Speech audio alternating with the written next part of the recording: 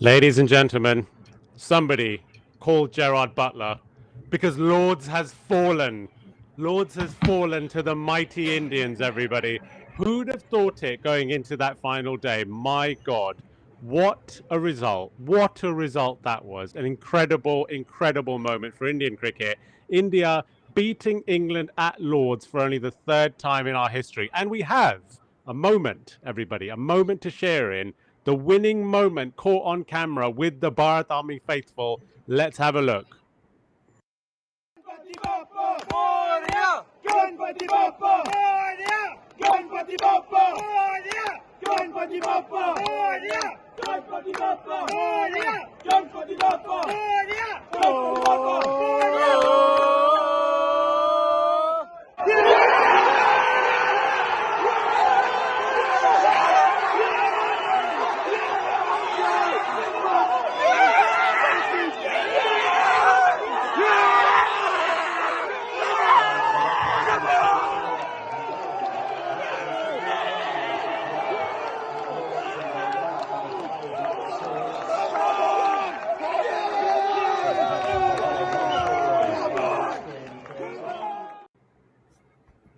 And that was, of course, some of the Bharat Army faithful, some of the elite podcast with us on that video, making absolute hand pumps of themselves. One of those hand pumps is with us tonight. Rav, how you doing, Rav? That was some intense celebrations in that video. Oh God, it was really special. It was one of those moments where you just knew that you would remember it for a long time. And I think all of us who obviously we had the Gabba, and obviously we all watched that, and many of us stayed up through the night, etc. But to be at Lords on such a final day, when I think it's fair to say that when we went into the day, we none of us thought it would be kind of this kind of tight end at the end where we bowl them out. I think we felt that we'd get maybe 180 or something. But the way the game started off that day, and then the way it just kind of the drama unfolded, it was just the cops are coming for you because they saw that video. That's right. It's Jimmy Anderson, isn't it? But yeah, no, it was just a brilliant day, and I think anyone who was there will say that it was just a magical day of cricket. Yes, indeed. Yeah, we have Ahan on the podcast as well. Ahan, you were there as well. Tell us about those final moments and your experience of it all. Yeah, I was a few rows back at that point, sitting behind them. But I think the one moment I remember was just before the end. Like I think there was 6-5 down, and Moeen Ali and Joss Butler weren't getting out, and I was sitting with Rav and I think Rajesh at that point. I was just like, what the hell is going on? Why aren't these two getting out? It's so annoying. This is going to end in a draw. Then Rav tells me, yeah, they can get 2 and 2 overs, 2 in the same over or something like that. And 5 minutes. So after that, I went to sit with my friends like 4 or 5 overs later. And then that Siraj comes on and he gets Ali and then he gets Samkar. And then Rav just comes up to me and he's like, I told you. And I was like, yeah, fair enough. It was like mad scenes. I think that's one of that's probably the best day of Test match cricket I've ever seen in my life. It was too good. Yes, indeed. Yeah, Sanjit, you were watching back home in India. Obviously, it must have been a completely different atmosphere over there watching this match. Another Lord's victory to add to the other two.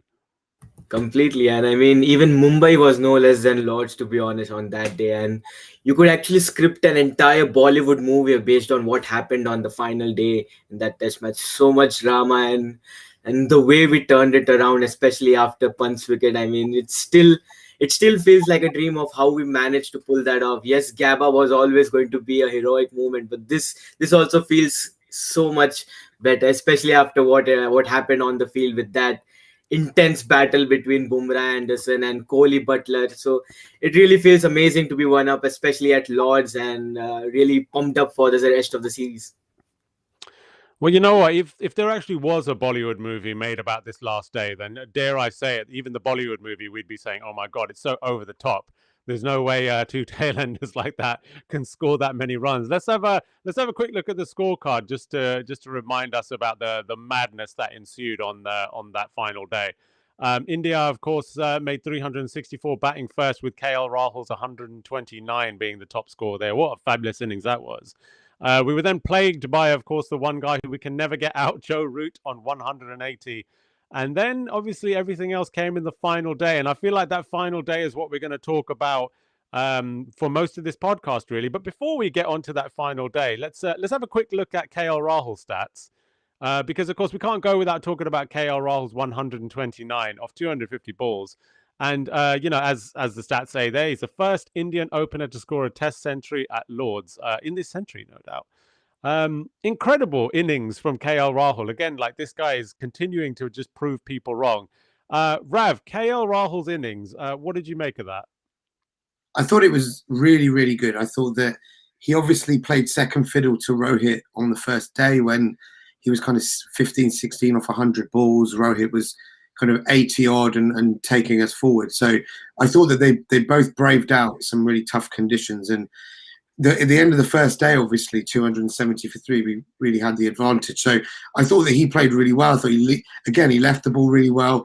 Lords is not a very easy place to bat because of the slope, and especially because of people like Jimmy Anderson. So I thought that for him to negotiate that and then really take on the bowling, then he didn't really play kind of these big cover drives at the beginning of the innings. He kind of played really, really circumspect. And then it was only really when he was past 60, 70 that he unleashed all of his array of shots, which we know he's got. So the key thing I think with Rahul at the moment is that he's really sure of where his off stump is. And I think that England's a place where that matters more than anywhere else because of the late movement. So I think he's gone from strength to strength, built on the 80 odd in Trent Bridge. And I think now we need Rahul to have that 500-600 run series, because if he does that, then we will win this series. I'm very confident of that. Yes, indeed. Yeah, Ahan, you were always a believer in KL Rahul. You never gave up hope, and he's proving you right now.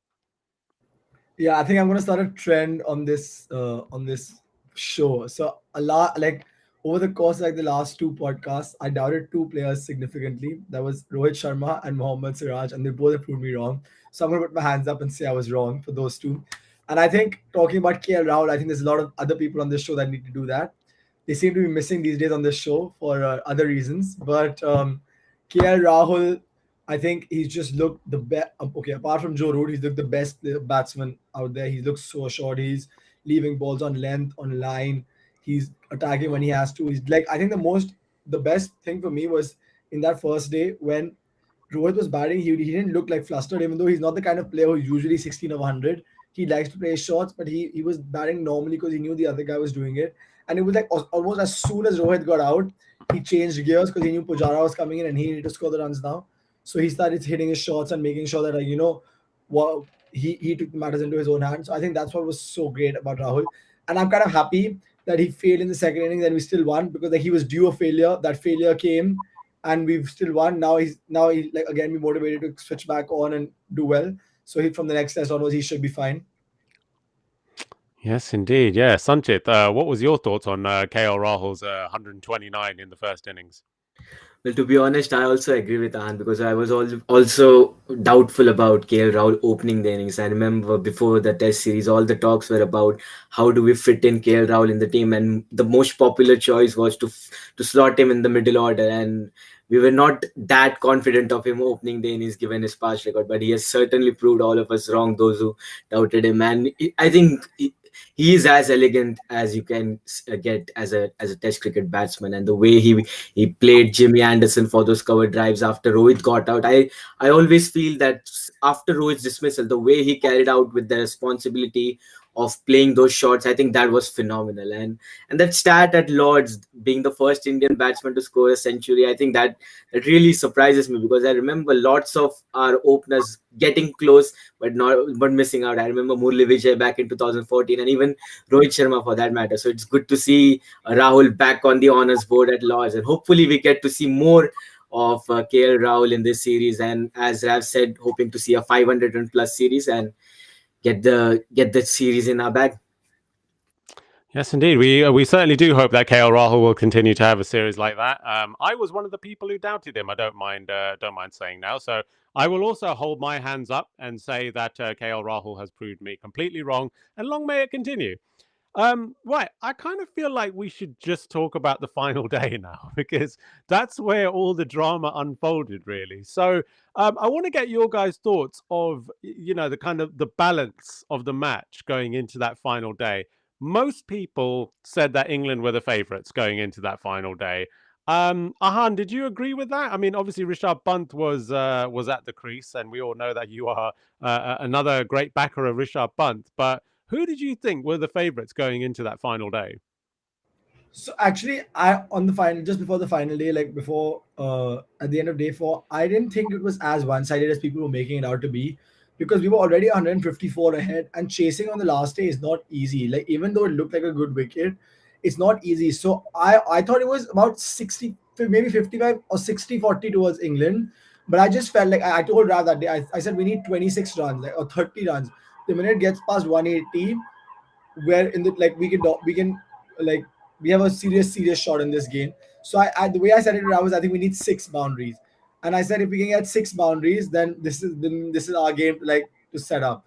So I think I didn't think it was as one-sided as people were making it seem like England were going to walk this, they were going to walk away with it. And I also remember clearly telling Rav that if we're going to win this game tomorrow, we already have enough, which meant that they were going to get bowled out less than 150, because you just didn't feel like they were gonna be like 190 all out or 200 all out. That was never gonna happen on the final day with England. So I think, yeah, those were my opinions. I just didn't think we were that far behind the game. I thought it was being a bit overhyped as to how far behind the game we were.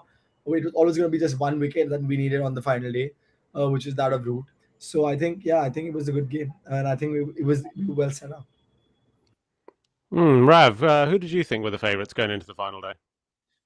Yeah, I thought it was about 60-40 going to England, but I felt that the moment India got maybe sort of 180, 200, I think there was somebody was saying that anything below 180 fancied England, 180 to 200 was kind of 50-50, and then 200, 220 plus was kind of India's game. And I think going into that, I was always confident that if we also batted about an hour, then England would need about 200 in about 70 overs, which was around about 3 and over. So I was confident that even then that we would be able to build pressure. But obviously with the bonus runs that we got, we were able to set very aggressive fields, which led to 10 wickets coming much sooner than has ever happened before, apart from one ever instance in Test cricket history.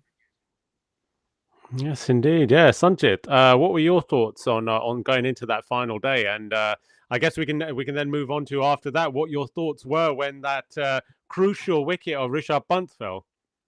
Well, to be honest, after Pant's wicket, I actually put on a tweet as well that England are clear favourites now, and at that point they were. But after that, what happened, it was completely chaos, because I believe that England actually played emotionally more than playing practical. When Bumrah came on to bat, you saw them actually playing with a different kind of intent. They didn't play to take wickets, and that was, I think, the downfall of their innings at that point. Because if they played really to the point, and if they look to take the wickets of our tail and beating the outside edges, I think that would have been better. But I think you saw Root getting quite defensive when we started to take those easy singles, when we crossed that 180 mark. As Rav said, I think 180 was the ideal target after Pant's dismissal. But as much as it was about scoring the runs in that first session, I also felt that battling time was also going to be a key factor. So I always felt that if we somehow bat out the entire first session, then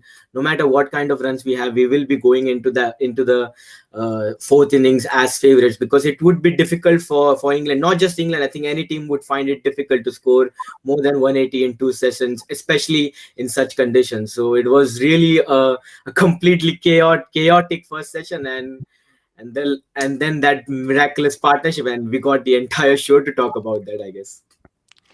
Yes, indeed. Yeah. Well, let's move on to talking about that partnership now.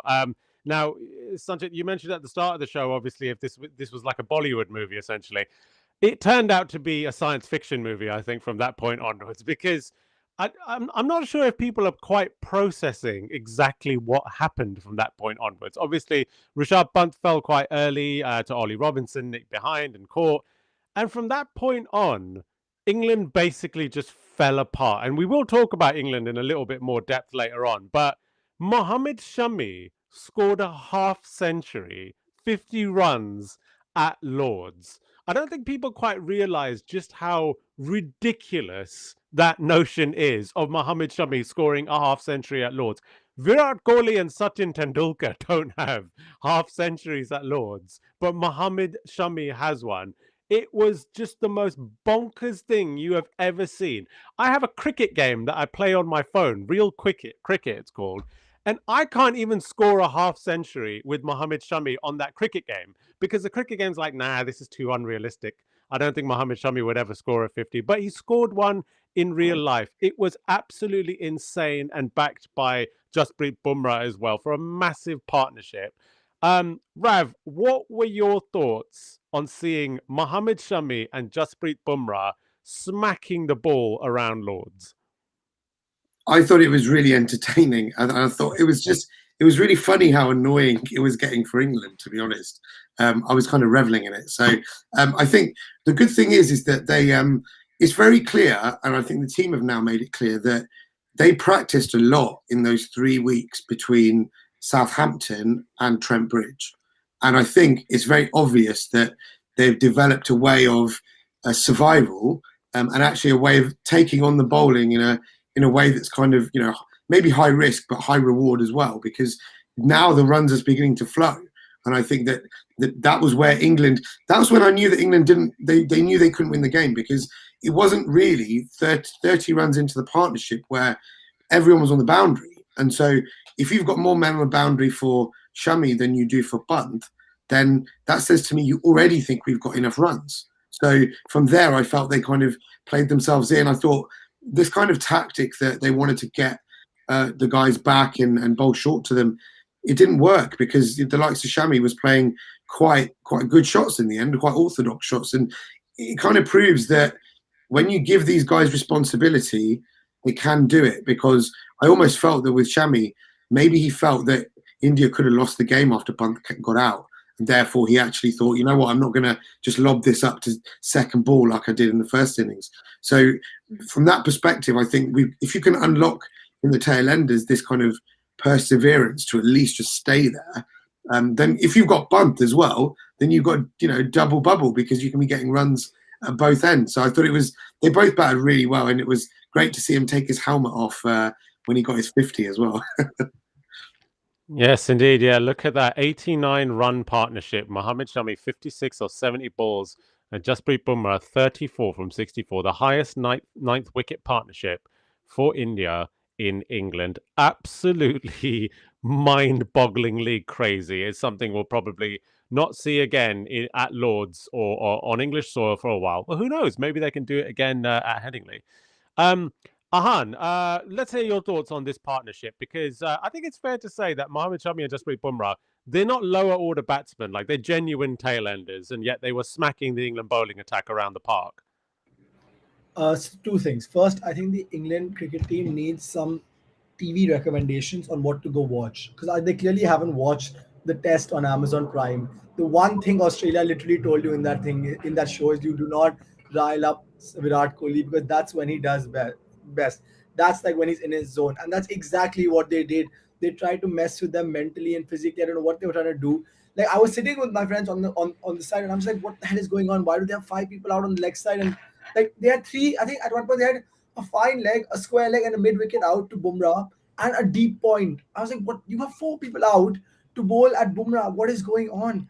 And it was the most bizarre thing I've seen in my life. But I think Shami is actually the one I was less surprised because Shami, yeah, he's been a bit mindless with his batting in the last few years. But let's not forget, he has a 50 in England to save a test in 2014. So the ability is there. It's just that somewhere in the middle, he kind of lost his way. He kind of tried to start hitting everything rather than trying to apply himself. And this match, if you saw, he started applying himself. He started, instead of trying to hit everything, he was applying himself. When he applied himself, he played some really good shots. Even the shot to get to 50, even the cover drives he hit one, which I think it was Anderson or maybe Ali only. It came on awesome, and he covered over for 4. It was like a brilliant shot. So I think the one that surprised me more was Bumrah, because I have never seen Bumrah bat. When he walked out to bat, actually, people I was sitting with, we made a joke that his batting average is 3.38. And I think on the forum, someone wrote, "Oh, this is mindless swinging," and I said, "How can you expect someone with an average of 3.38 to be selective in their swinging? Like, there's a reason the average is 3.38." But I think it was absolutely insane, that partnership, and it was something out of the wildest of dreams. Like, even when I said 20, even when Pant got out, There were 13 runs. They made, I think, 14 runs that morning. So I said, okay, 15, 20 runs today. That's doable. We can play the game from there. But to get like 90 from that situation was absolutely insane. Yeah, Sanchit, Mohammed Shami reached his half century by smacking Moeen Ali for a six like he was Verinder Sehwag. I don't think I've seen anything quite like that from a tail ender for a long time. I mean, that was the shot of the day, shot of the match, to be honest, for me, because it actually came out of the blue. And I remember even in 2014 when he scored that 50 at Trent Bridge, he got his 50 with a six. I think he hit it straight drive. I think I, it really is surprising to see. I mean, our tail enders performing. I remember after the World Test Championship final, the main area of concern was our tail wagging. And to be honest, even Virat Kohli mentioned in his press conference that the one and a half a year that Indian cricket dominated, especially in home condition, it was majorly because our tail was wagging. And it is certainly good to see it wagging in the overseas condition as well, and not just this series. I think it has started from the Australia series as well. We already saw what happened at the Gabba with that partnership with Sundar and Shardul. And I remember there was one video that went viral with Bumrah actually facing the fast bowling in Australia. And I think that is where the process of having our bowlers bat out in the training session started. And it is really good to see our tail wagging. And there was one photo which went viral with Bumrah bowling with his pads on, and I think that should actually sum it up of what he was going to deliver in this test series. So, and really, it is really amazing thing that our tail is actually wagging, and that actually helps to relieve lots of pressure on our middle order. And I remember lots of people were criticizing about our middle order batting with the tail, and lots of people are talking about Jadeja's inability with the while being in a partnership with the tail enders, and even Rishabh Pant for that matter. So I think they will be in less pressure going ahead into this series. So really exciting signs for us. Yes, indeed. Yeah, I think when it comes to the photos and the memes, I think that my favorite one that I've seen over these past few days is Mohammed Shami and Jasprit Bumrah's faces photoshopped onto Rahul Dravid's and VVS Lakshman's from 2001. Got a really good chuckle out of that one. So the science fiction continued from that point onwards, ladies and gentlemen. Virat Kohli declared at Lords. I believe he's the first Indian captain to ever declare at Lords. Again, if this was Declare a Bollywood and movie, win. you would say The style is declare declare and and win. win. Declare and win. He declared and then put England into bat, chasing 270 odd. From that point on, England basically fell apart. I mean, they had the odd moment here and there. Joe Root kind of stuck around for a little bit. Joss Butler stuck around for a little bit. Moeen Ali stuck around for a little bit. But for anybody out there who's a wrestling fan, if you watch Brock Lesnar matches, you basically see Brock Lesnar suplex people over and over again, and the crowd is just chanting, 1, 2, 3 after his suplexes. This was basically like a one-sided Brock Lesnar match from that point onwards, where England were basically getting bullied. They were getting bullied in their own backyard at Lords. And so it all started with the opening partnership of England, or the both of them getting bowled out for 0. Ducks again. Ahan, ducks for the opening I think, firstly, partnership. you have clearly not listened to your own captain. It was not their backyard. So they were not being bullied in their backyard because it wasn't their backyard. Or Fair at enough. least it wasn't Jimmy's backyard. Anyway, I think, yeah, what you're saying is absolutely correct. But I think I know this is probably stupid to say after the after the whole situation played out the way it did. But I did feel we kind of like pushed the declaration too far. Like he took it too long. I know Rav and I had a proper argument about this. That why is he batting on? Like, what did he gain? And then I realized, okay, maybe those 9 balls, it was just pure like shithousery. Like he just wanted to mess with them mentally. Yeah, he just wanted to mess with them mentally. And I think he chose the Gamesmanship. perfect. He chose the funniest moment to do it because there was an edge ball. Root was on the ground. Anderson was walking back, and suddenly Root looks up and he's like, "Oh, they've declared." And he was just like, if you look at the highlights, it just looks even funnier when he declared because Root is just looking like he's just missed a catch or something, and suddenly he looks up, he's like, "Oh shit, I have to go back now." And yeah, it was a mess. But I think after that, I think England was just so mentally destroyed, and that Virat Kohli the rile up speech he did to the bowlers before the game they came out of bowl was actually like insane. It looked like some fighter movie where he's decided I'm like some army chief that's gonna he just told them like let's mess with them. That's it. I don't care. It was just too good. Yeah, Arun's obviously saying on the screen there, he was quoted as saying, let's make 60 overs feel like hell to them. And he kind of mentioned something about, I don't want to see any of you laughing or something along those lines. Sanchit, what did you make of Virat Kohli just before that bowling attack started on England? And I call it an attack because that's what it was. I mean, yes, you talked about Virat Kohli saying the statement that no one should be laughing, but just 30 minutes down the line, you saw him messing with Pant's ears. So that was that was pretty ironic as well. I actually read one tweet. So it was pretty interesting about that declaration thing. So the tweet said that as per new ICC rules, slow over rate will come into picture only if we ball more than 60 overs. That's why Kohli let Shami and Bumrah play for 2 overs after lunch and then declared, which eventually took away the time from England opening batsmen to plan the innings. So I think that could have been the ploy. If this is true, I'm not sure if the rule is true or not, but if that is, I think that was really a smart move to give England exactly 60 overs to bat out. And yes, it took out the planning time for them, and I think this will have serious repercussion on the rest of the matches as well. I mean, it was certainly like a knockout punch to England, and even if this match ended in a draw, hopefully it didn't thankfully it didn't happen, but even if it ended in a draw, I think England would have been completely damaged after what happened on the fifth day. So really it would be interesting to see how England actually bounces back into this test series. I don't see them actually doing that, especially after what happened on day 5, but it will be really an interesting series to watch out for. Yes, indeed. Rav, I think we all kind of felt really that I think Joe Root was the man that stood between us and victory, yet again, as he kind of has done all throughout the Test series. Jasprit Bumrah finally gets him early, gets him on 33, relatively low score, obviously, within the entire context of everything that happened. Virat Kohli catches him at second slip, and that was it, really. I think from that point onwards, the belief had kind of come back that we can actually go forth and win this match. Yeah, I think he was clearly the one guy that was going to stand between us and the victory, and I felt that also getting him for a low score is important for the rest of the series. So I think it was really, really good bowling. I think, to be honest, if you look at his 100 at Trent Bridge and his 100 here, I'm probably being a little bit harsh, but I don't think we bowled very well at the start of Joe Root's innings. I felt that we've given him good starts and getting him to kind of 20 plus. So I thought that what you noticed on the fifth day was a lot of double breakthroughs, and obviously getting Bairstow the final ball before tea and then getting Joe Root just after tea was that these were like, knockout punches themselves. So from that sense, I think that we getting Root that soon meant that, you felt that Butler may hang around a little bit. He obviously got dropped. But after that, you just really felt it was a matter of time because we were on a roll then. And also the crowd were becoming more of a factor.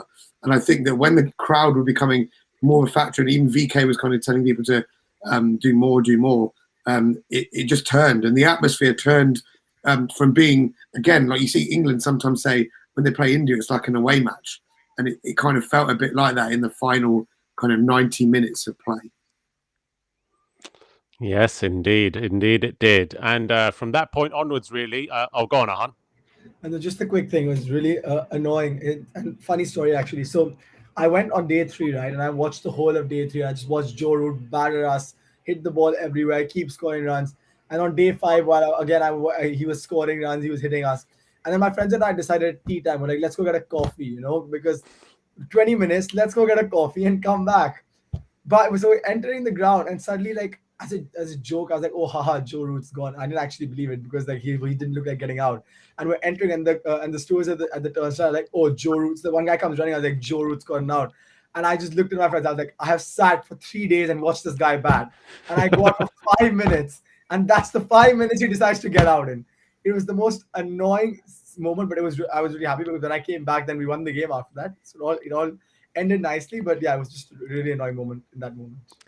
Well, there you have it, everybody, ladies and gentlemen. Next time Joe Root's batting, if Ahan is in the crowd, he needs to leave immediately so that we can get him out. Fair enough. Well, like I said, from that point onwards, the sci-fi continued. because Lord Almighty Virat Kohli actually got some decisions right with the old DRS. He had enough trolling from the England fans with them, kind of doing this because he keeps getting them wrong. Johnny Bairstow, LBW, 3 reds. He was originally given not out, but what a massive boost that was, for us. And then from that point onwards, like I said, England pretty much capitulated, and it was the Mohammad Siraj show from that point onwards. This wonder bowler who, we've all kind of like had our doubts about him in the past in other formats, T20s, IPLs, and whatnot. But in the Test cricket, he is really looking like the real deal. I think we've got some graphics for Mohammad Siraj to show his amazing performance in this match. So we'll try and get those up. There we go. Mohammad Siraj. First innings, he took 4 wickets for 39 runs. Second innings, 4 wickets for 32 runs. And he is the Indian pacer with the most Test wickets in 2021. What a bowler this guy is turning out to be. Rav, tell us your thoughts on Mohammad Siraj, how he's been developing, and of course that period of play for Mohammad Siraj where he was on a hat trick. Yeah, absolutely sensational. I think he's been a real find for us. And I think that you go back to Melbourne, where he debuted, you go back to Brisbane, where he took a fifer to set up the victory. He's been involved so early on. In 6 months, he's been involved in 3 massive away wins, 2 of which are probably our best ever away wins. So from that perspective, he's settled really nicely. I think we all really felt that England would be really good for him because he swings and seams the ball both ways. So he's a very unique bowler in that respect. We don't have many bowlers who can do that. And I think that you look at it now and you think he definitely should have played that World Test Championship final. And that's something that maybe we'll talk about in the future. But the thing I love about Siraj is that he will never stop. He bowls long spells. The kind of relationship he has with the captain as well, I think is really, really good. And I think that Kohli, is going to get a lot out of him because they have very similar aggression levels on the field. And I think that if anyone's going to get this guy performing and really, really away from home as he has been, it's going to be VK. And I think if you look at Siraj, he is somebody that even on flat wickets, because he played against England at home and he got a few wickets, I think he got a root out there as well. So, and Bairstow. So, he's somebody that when it comes to bowling long spells on even flat surfaces, at the Oval, it's going to be a flat wicket. So we're going to need him there. So I think we've just had somebody come into the team who's been almost just a sensation. And you hear what Michael Vaughan and all these other commentators are saying. They're waxing lyrical about him. So I think we've found ourselves another kind of superstar. We've obviously found the likes of Shubman Gill. We found the likes of Bunt. And Siraj, for me, definitely belongs in that bracket. I just hope that we don't try and make him into everything, and we don't try and make him into white ball T20. I think for me, I just want to prioritise him for red ball cricket, because if we can have him, he's 27, he's Bumrah's age. If we can have him for the next 5-6 years, he will win us lots of stuff. Exactly. Give me Siraj and 10 Woods. I will win the Champions League for you. Virat Kohli. I agree with that, Warren. Wow, Virat Kohli lifting the Champions League, eh? Who would have ever thought that? Sanjit, obviously we know that Mohammad Siraj and Virat Kohli have quite a close relationship. Mohammad Siraj has talked about how close they are at RCB and stuff like that for a while. So this seems like it's quite a budding relationship between bowler and captain that is developing. Definitely, and not just with Siraj. To start off with, since the time Virat Kohli took over the captaincy, there is certainly a resurgence in our Indian fast bowlers, and you see all these fast bowlers coming up the ranks in Test cricket under Virat Kohli, and they certainly have a different fire in themselves, and it is really good to see Team India dominating with the fast bowling quadrant. And who would have thought this would happen 10 years ago? To be honest, that India would be dominating with their fast bowlers and not spinners in Test cricket. So it is really a good thing to see. And Mohammad Siraj's story, I believe it is certainly a very inspirational one, especially how he started off with the Australia series. It was a tough period for him, and that fifer at MCG, and then he never looked back. He kept on getting better and better, and I think the Gabba spell, I think that was really amazing as well. And in hindsight, you would say that he should have played in the World Test Championship final or not. But I do believe it's okay. I mean, we still got lots of time ahead also, and he's still 27, as Rav mentioned, and we have golden years ahead of us, and hopefully we could see Mohammad Siraj dominating in this test format. I do believe he's the successor of Ishant Sharma in this format, because he bowls those long spell. He gives you those discipline, line and length at times, though he wasn't disciplined in the first game, but I do believe he's going on in the right track, and he could certainly be a huge player for us in this longer format down 5 years down the line. Yes, indeed. Yeah. Before we move on here, I just want to take a minute to just discuss the ball that Jasprit Bumrah bowled to get Ollie Robinson out. Obviously, it was given not out, and then when obviously it was called again, another correct decision from Virat Kohli. It looked absolutely plumb, and at the time I was kind of thinking, how did the umpire give that not out? But I think even the umpire was just bamboozled by this delivery. It was essentially an 85-mile-an-hour off cutter from around the wicket to a right-hander. I don't think that such a ball has been bowled at Lords before. Ahan, what was your memories of that ball, and do you think that the IPL should take credit for that kind of delivery?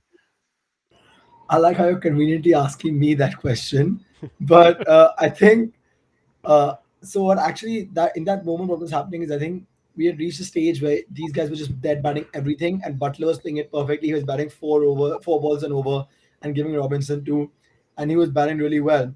And I think the ball that he bowled, honestly, live, I thought it was like it pitched slightly outside leg, and that I guess that's if you look at the highlights, that's also what the umpire mentioned when he was given out. He was like, oh, this whatever.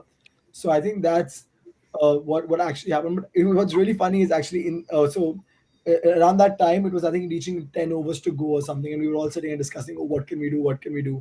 And a couple of us mentioned that I was like, I think we like Bumrah needs to try what he did to Marsh in 2018, where he bowled that off cutter which got him out.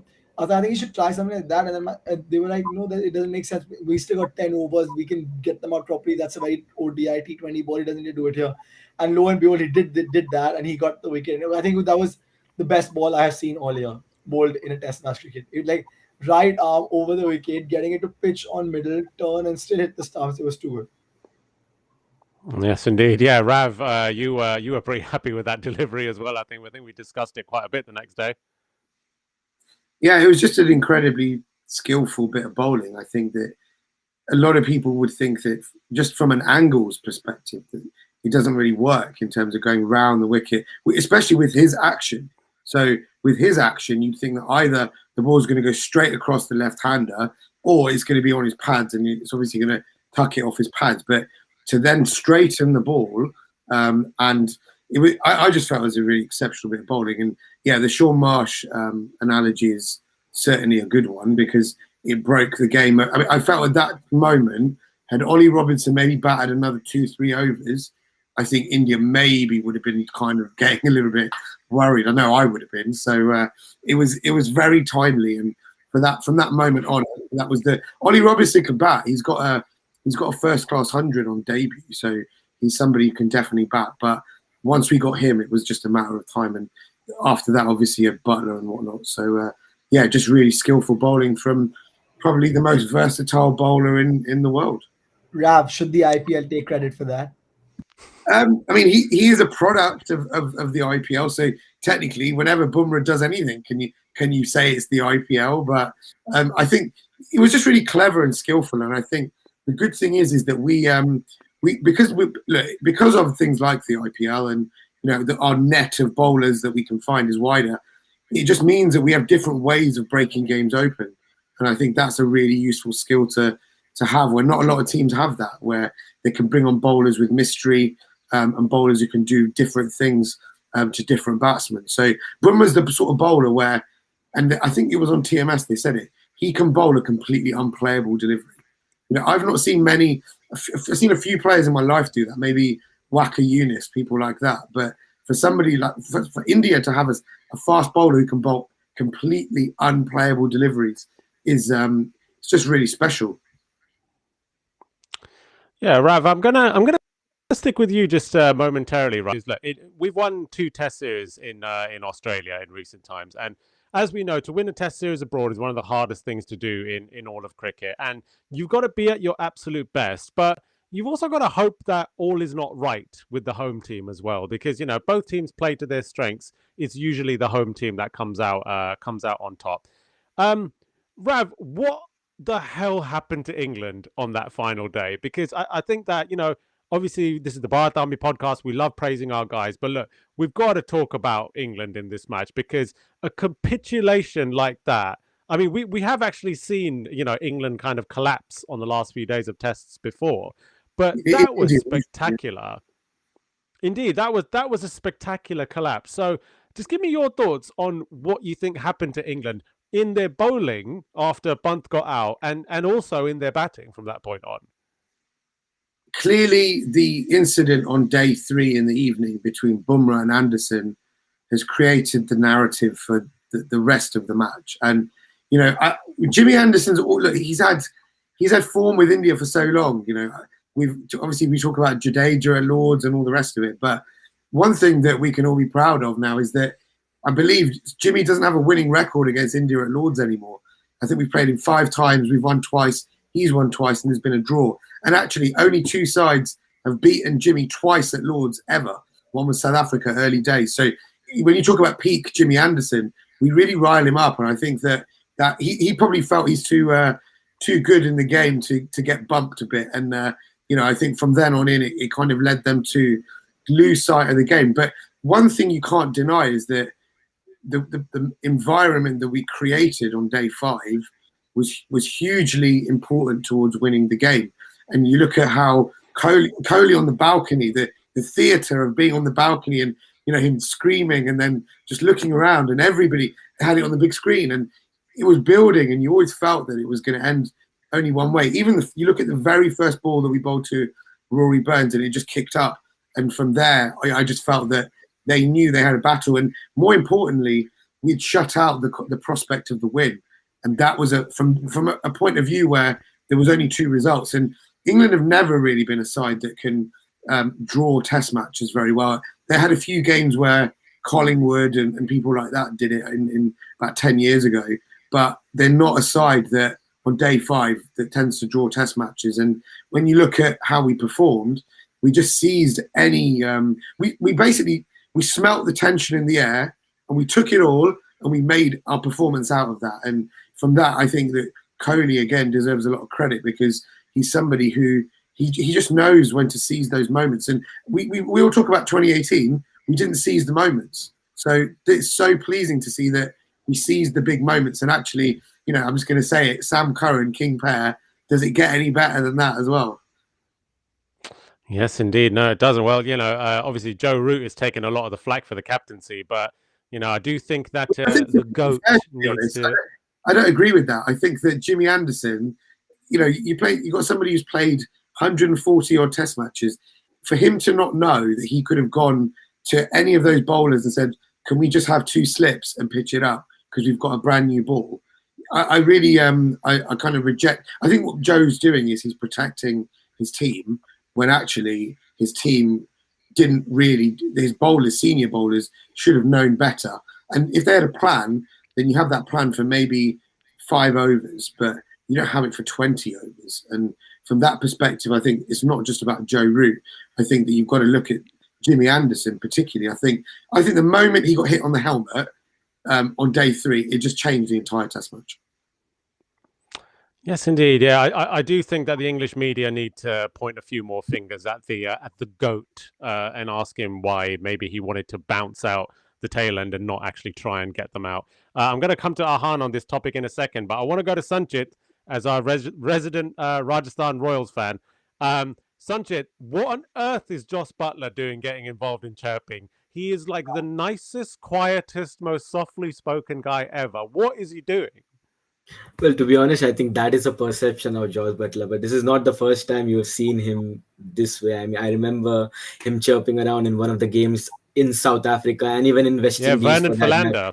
Exactly. Philander, yeah. So he does carries this persona of being the nice guy really well, but in truth he isn't. And to be honest, while wearing the blue jersey, I'm not a Rajasthan Royals supporter, so I really enjoyed what was happening on the pitch with Virat Kohli riling up the riling up the English batsmen and especially George. But I think that is what you love to see from Virat Kohli, the captain. And I don't remember seeing India this aggressive on the field on the last day of a test match. The last time I saw that was in 2017 in that Bangalore test match against Australia. It was a similar kind of a situation. Pujara Rahane bailed us out. Rahul played at the top of the order, and we looked to post a below par total, but then we scraped through 180, 190. But this match, and on day 5, I think that was really amazing. So when Virat Kohli is all fired up, that is when actually India is all ecstatic to perform at their highest level. So I think England did us a favor by riling up the entire team. So hopefully they do it again. Hopefully Josh doesn't become that nice guy once again, and hopefully he does have lots of those conversations with Virat Kohli in Leeds as well. Well, if Josh Butler doesn't behave himself, we're going to have to bring Ashwin on and try and get him to do a Moncard. Ahan, what did you make of England, their capitulation, and how you think this will affect them going forward in the Test series? Firstly, I see that JC is texting on the YouTube comments, and he's not here to acknowledge his mistake about Rahul yet. Still, I'm going to hold that. But anyway, apart from that, I think even if they wanted to use the bouncer tactic, which I don't think is the worst thing to do to tail ender, especially because like in early this year, what's his name? Shami got hit by Cummins, so he is scared. He backs away. I mean, that's not the what my issue more was the field. Like if you're going to use the bouncer tactics, bring them all in. Like have a short leg, like a backward, like forward shot, like silly point. Have 2 slips, have leg slip, and then you can have one guy at square leg and one guy at like fly slip for the shot where he tries to smash it and like he edges it. But I didn't understand he's bowling short and then putting such a wide field. That was my issue. So, I mean, they just, I think, as Raf said, I think day 3, the end of day 3 really dictated the way they bowled in that final morning. And they have only themselves to blame for doing what they did, because honestly, it was their game. They were well in the game at that point, and they absolutely blew themselves out of it by doing what they did. So I think that's, for me, like it was really shocking to watch. It was really a strange game. And yeah, I know everyone's getting excited about Kohli, like Kohli being Kohli, and Kohli like calling people out and going all like in your face. And I think that's the best version of Kohli. I just hope he can back that up now with his batting, because it's been a while, and I think that's the kind of kick he needed to get back into. Like he needed something to kick him back into focus. So I think hopefully that is it. And I think the funniest thing was at some point he sledged Butler saying, "Oh, this isn't white ball cricket. You won't be able to do it," or something. And then the next over, Butler gives him a catch and he dropped it. And it was a bit disappointing. So I hope now if he keeps sledging, he needs to be able to back it up with his catching and batting. And I have no doubt he will. I think he's been kicked into focus now, and I'm really expecting some big things from Kohli in the next 3 Test matches. Yes, indeed. Yeah, in this sci-fi episode, we also had 2 drop catches and a no ball edge from Jadeja as well. So all going on in this match. Right, so India, of course, are 1-0 up after 2 tests. You can argue that they should have been 2-0 up if it wasn't for rain on that final day. And there are 3 more tests left, so let's not rest on our laurels, everyone. The 3rd test is at Headingley. So let's see what you guys think. Rav, would you make any changes for Headingley, and what do you think India's game plan should be there? One change for Headingley.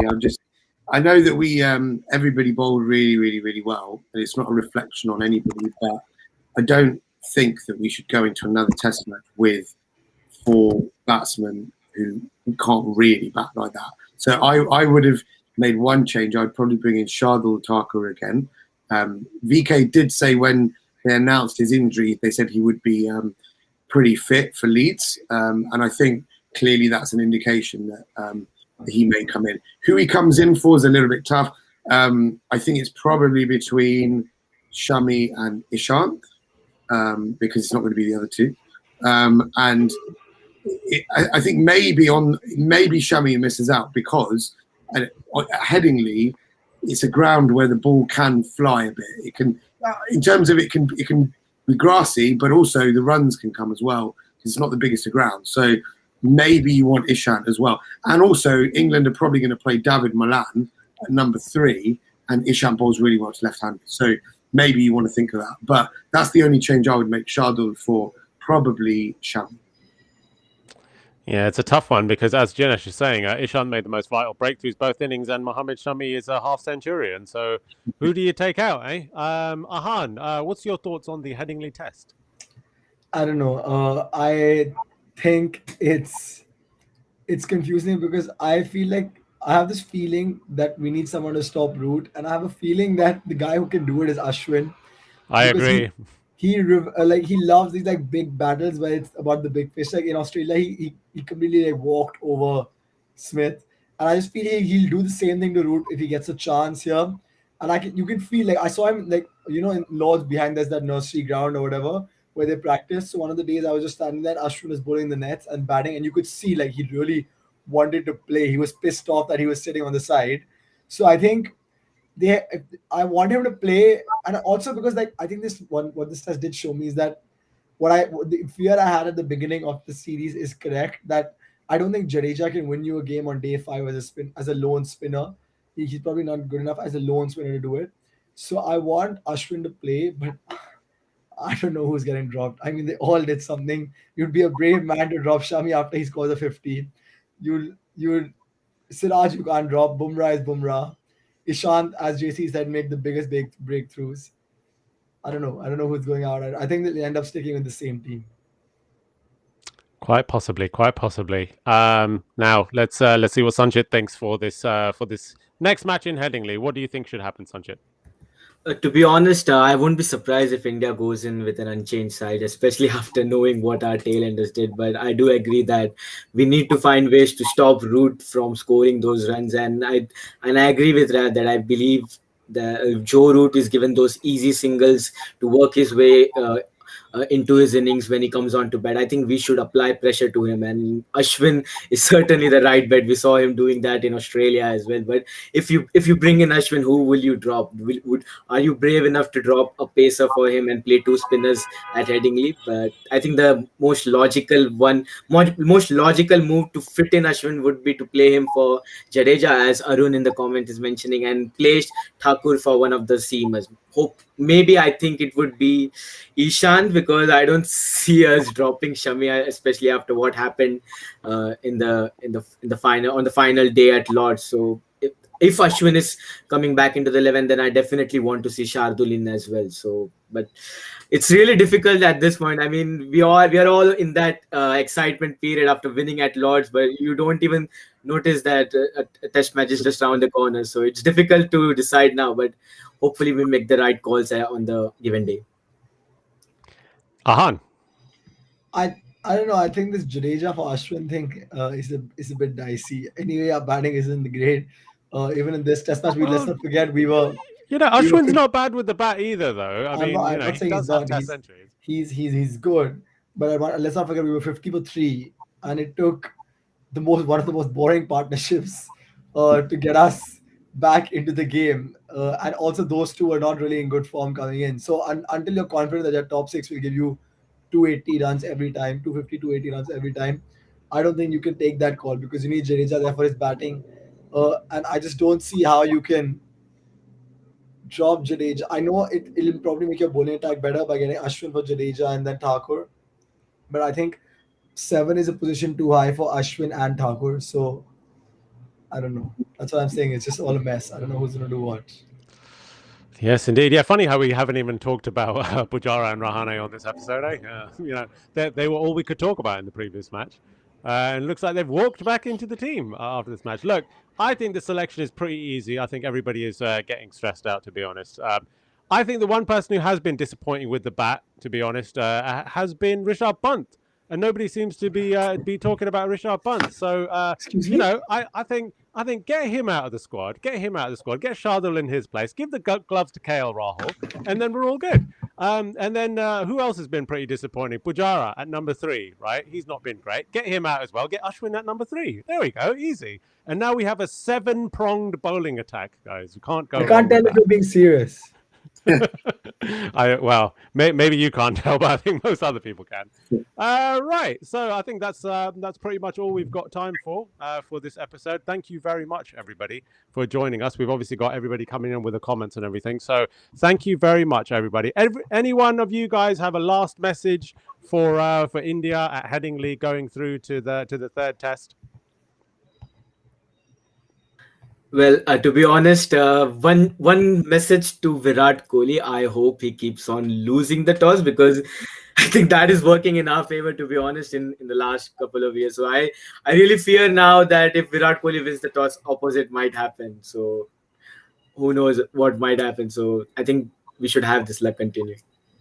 I think also when you've got England down, you got to keep them down. You know, this is not we're not going to get an opportunity where there's no Broad, there's no Stokes, and England also are just mentally all over the place. So when you've got England down, you've got to keep them down. And I think if we can get to 350, 400 again, then it's our game. And I think that's basically India's plan: get to 400 and you'll win the game, because England aren't going to make that. Yeah, and I think also, like as Rav was saying, England are down, but I still think they can't be as bad as they were like in the last two tests. I just feel like they will come back, and for whatever it was, I think they have strengthened their batting order. Like Malan and Pope are better players than Sibley, so I do think that they will be stronger. They'll be better, and I think it's about whether India can keep their foot on the gas and absolutely ram them. And I think, don't quote me on this, but I think that the battle on day 5 and the whole like mental side of it, I think it's switched Virat Kohli on. And I think that's what we needed, because I think that's the one thing we're missing is like proper runs from Virat Kohli. So I think if he gets switched on and if he comes in to the next game like in the 2018 mindset, then it could be proper like mayhem, and England could be in for torrid time. So yeah. Yes, indeed. Yeah, keep losing those tosses and keep winning those matches, I think. Obviously, we just won a victory at Headingley, which would be fantastic with 2 tests left after that. Fingers crossed we will get it. We wish all the best to the guys. And we have a little video for you guys, a little video to show our reaction post-match at Lords. And we hope for more reactions like this at Headingley.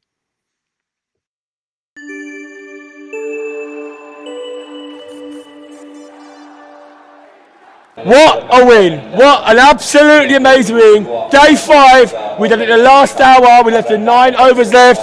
Come on! Come on! Amish, how amazing was that win? Bro, it's brilliant, man. Words don't describe. Lords, everything just went perfectly today, man. It couldn't have gone better. Yeah. Akshay, history. We saw history. How was that? Listen, we were this close. We were running out of belief. But we had Mohammed Siraj, did the business. Ollie Robinson, Josh Butler broke that partnership. We won at Lords. Come on! Well, how do we save this match? We won out of adversity. How do you feel right now, Drew? That has to be the best birthday present ever. Honestly. So this is Bar Derby signing out of 5 amazing days. India 1-0! Nice hat, Rav. Got to say, very fetching. Right, that's all the time we have this week, everybody. Thank you very much for joining us. Keep checking out all of our social medias. We'll have more videos for you with Tommy Sandu and everybody else with their live reactions after each day at Headingley. And to leave you now, we're going to leave you with a little parting image for all of you and want to ask you this question. Where's Jimmy? Thank you very much, everybody. See you on the next show.